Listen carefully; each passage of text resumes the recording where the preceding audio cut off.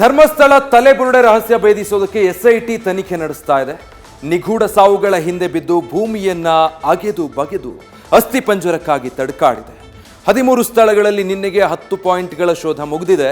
4 ದಿನ ಎಡಬಿಡದೆ ಕಾರ್ಯನಿರ್ವಹಿಸಿದ್ದ ಅಧಿಕಾರಿಗಳು ಇವತ್ತು ಕಾರ್ಯಾಚರಣೆಗೆ ಬ್ರೇಕ್ ಹಾಕಿದ್ರು. ಇದೆಲ್ಲದರ ಮಧ್ಯೆ ಕಲ್ಲೇರಿ ಸ್ಪಾಟ್ನತ್ತ ಎಸ್ಐಟಿ ಚಿತ್ತ ನೆಟ್ಟಿದೆ.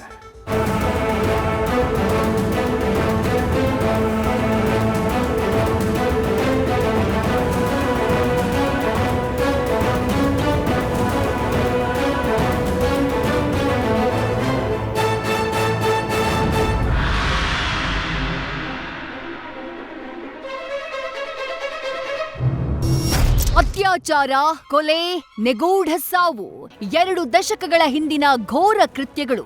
ಅನಾಮಿಕ ದೂರುದಾರ ಬಿಚ್ಚಿಟ್ಟ ಈ ರಹಸ್ಯವನ್ನ ಭೇದಿಸೋಕೆ ಎಸ್ಐಟಿ ಭೂಮಿಯನ್ನ ಬಗಿತಾ ಇದೆ. ನೇತ್ರಾವತಿ ತಟದಲ್ಲಿ ಅಸ್ಥಿಪಂಜರಗಳಿಗಾಗಿ ಹುಡುಕಾಟ ನಡೆಸ್ತಾ ಇದೆ. 6ನೇ ಪಾಯಿಂಟ್ನಲ್ಲಿ ಅಸ್ಥಿಪಂಜರ ಸಿಕ್ಕ ಬಳಿಕ 10 ಸ್ಥಳಗಳಲ್ಲಿ ಎಸ್ಐಟಿ ಈಗಾಗಲೇ ತಡಕಾಡಿದೆ. ಇದೀಗ ಕಲ್ಲೇರಿಯಲ್ಲಿ ಹೂತಿಟ್ಟಂತಹ ಶವದ ಬಗ್ಗೆ ಕೌತುಕ ಹೆಚ್ಚಾಗಿದೆ.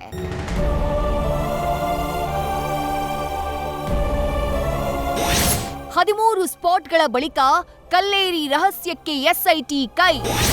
ಅನಾಮಿಕ ಹೇಳಿದ್ದ ಸ್ಪಾಟ್ನಲ್ಲಿ ಅಸ್ಥಿಪಂಜರ ಸಿಗುತ್ತಾ?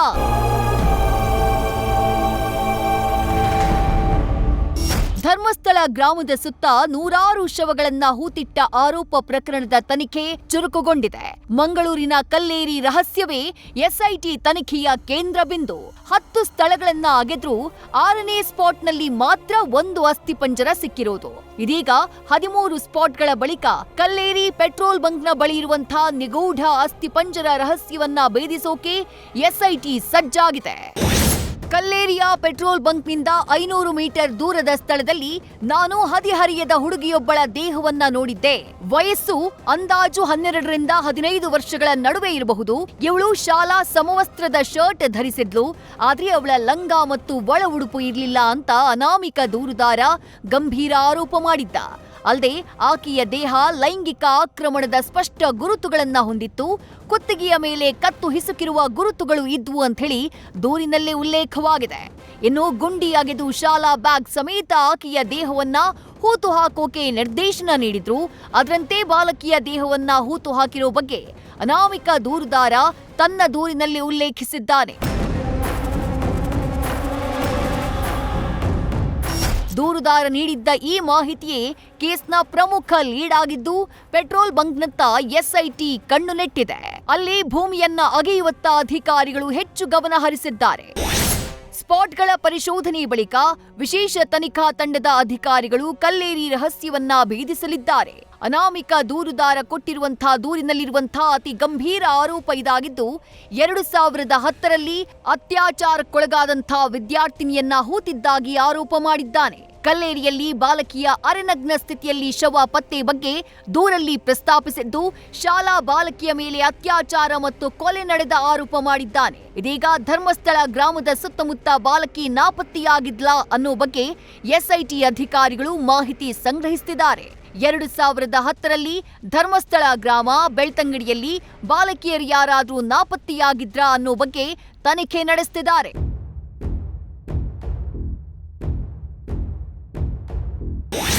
ಇವತ್ತು ಕಾರ್ಯಾಚರಣೆಗೆ ಬ್ರೇಕ್, ನಾಳೆ ಮತ್ತೆ ಸ್ಟಾರ್ಟ್. ಹೊಸ ಬೇಡಿಕೆ ಮುಂದಿಟ್ಟಿರುವ ಅನಾಮಿಕನ ವಕೀಲರು.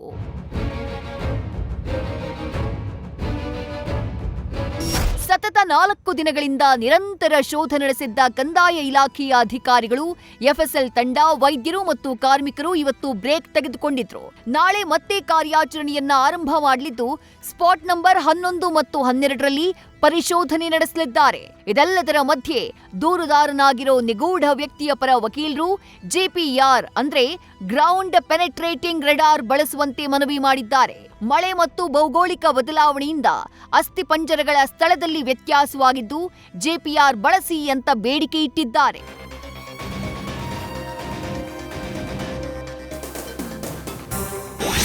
ಕೇರಳಕ್ಕೂ ಧರ್ಮಸ್ಥಳ ಪ್ರಕರಣಕ್ಕೂ ಏನ್ ಸಂಬಂಧ?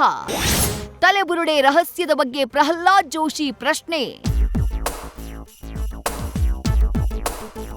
ಧರ್ಮಸ್ಥಳ ಗ್ರಾಮದ ಸುತ್ತ ಶವಗಳನ್ನ ಹೂತಿರೋ ಪ್ರಕರಣದಲ್ಲಿ ಕೇರಳ ಸರ್ಕಾರ ಮೂಗು ತೂರಿಸ್ತಾ ಇದೆ ಅಂತ ಹೇಳಿ ಬಿಜೆಪಿ ಕಿಡಿಕಾರಿದೆ. ಕೇರಳ ಸರ್ಕಾರಕ್ಕೂ ಇದಕ್ಕೂ ಏನ್ ಸಂಬಂಧ ಅಂತ ಪ್ರಹ್ಲಾದ್ ಜೋಶಿ ಪ್ರಶ್ನೆ ಮಾಡಿದ್ದಾರೆ. ಎಸ್ಐಟಿ ತನಿಖೆ ಮುಗಿದ ಮೇಲೆ ಎಲ್ಲವೂ ಬಹಿರಂಗವಾಗುತ್ತೆ ಅಂತ ಹೇಳಿದ್ದಾರೆ. ನೋಡ್ರಿ, ಎಸ್ಐಟಿ ಮಾಡಿದ್ದಾರೆ, ಎಸ್ಐಟಿ ತನಿಖೆ ಹೊರಗೆ ಬರಲಿ. ಮತ್ತು ಕೇವಲ ಧರ್ಮಸ್ಥಳ ಒಂದನ್ನೇ ಏನೋ ಅಲ್ಲಿ ಭಾರಿ ಒಂದು ಅಪರಾಧ ಆಗಿದೆ ಮೊದಲ ಬಿಂಬಿಸು ಸರಿಯಲ್ಲ. ನೀವು ತನಿಖೆಗೆ ಆರ್ಡರ್ ಮಾಡಿದ್ದೀರಿ, ವೇಟ್ ಮಾಡ್ರಿ. ಇಲ್ಲ ಅಂದ್ರೆ ಲೆಫ್ಟ್ ಪಾರ್ಟಿದು ಆಂಟಿ ಹಿಂದೂ ಶಕ್ತಿಗಳು ಇದರಲ್ಲಿ ಜಾಯಿನ್ ಆಗ್ತಾರೆ.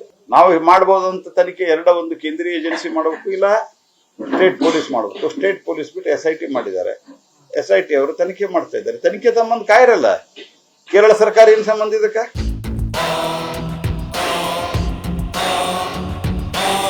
ಅನಾಮಿಕ ತೋರಿಸಿದ್ದ ಸ್ಥಳಗಳಲ್ಲಿ ಇನ್ನು 3 ಸ್ಪಾಟ್ಗಳ ಶೋಧ ಬಾಕಿ ಇದೆ. ಇದಾದ ಬಳಿಕ ಕಲ್ಲೇರಿ ರಹಸ್ಯವನ್ನ ಭೇದಿಸೋಕೆ ಎಸ್ಐಟಿ ಮುಂದಾಗಲಿದೆ. ಕಲ್ಲೇರಿ ಪೆಟ್ರೋಲ್ ಬಂಕ್ ಬಳಿ ಬಾಲಕಿಯ ಅಸ್ಥಿಪಂಜರ ಸಿಗುತ್ತಾ ಇಲ್ವಾ ಅನ್ನೋ ಪ್ರಶ್ನೆಗೆ ಕೆಲವೇ ದಿನಗಳಲ್ಲಿ ಉತ್ತರ ಸಿಗಲಿದೆ.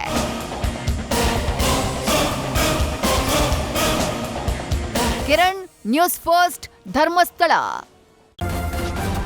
ನ್ಯೂಸ್ ಫಸ್ಟ್ ನಿರ್ಭೀತಿಯಿಂದ ನಿಮ್ಮ ಪರವಾಗಿ.